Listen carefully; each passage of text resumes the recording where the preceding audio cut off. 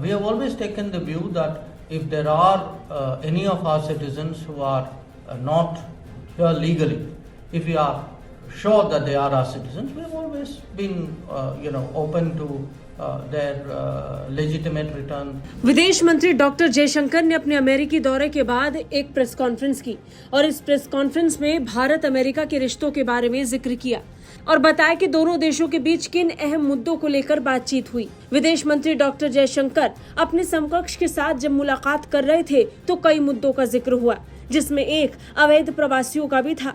यही सवाल जब प्रेस कॉन्फ्रेंस के दौरान विदेश मंत्री से पूछा गया तो अवैध प्रवासियों को लेकर उन्होंने अपनी ठोस प्रतिक्रिया दी।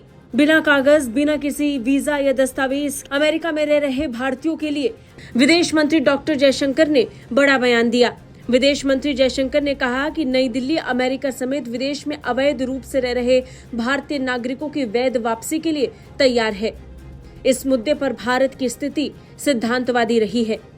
As a government, we obviously are very much supportive of legal mobility because we do believe in a global workplace.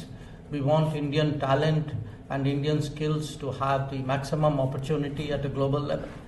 At the same time, we are also very firmly opposed to illegal mobility and illegal migration because you also know that when something illegal happens, many other illegal activities get joined onto it. And it's not, this is not desirable, it's certainly not reputationally good. We have, with every country, and the US is no exception, we have always taken the view that if there are any of our citizens who are not here legally, if we are sure that they are our citizens, we have always been, open to their legitimate return. Jaishankar ने इस बात पर भी जोर दिया कि भारत दो देशों के बीच कानूनी गतिशीलता का बहुत समर्थन करता है, चाहता है कि भारतीय कौशल और प्रतिभा को वैश्विक स्तर पर बेहतरीन मौका मिले। विदेश मंत्री ने कहा कि ये ग्लोबल वर्क स्पेस में भारत के प्रतिभाशाली लोगों को मौका मिलना चाहिए।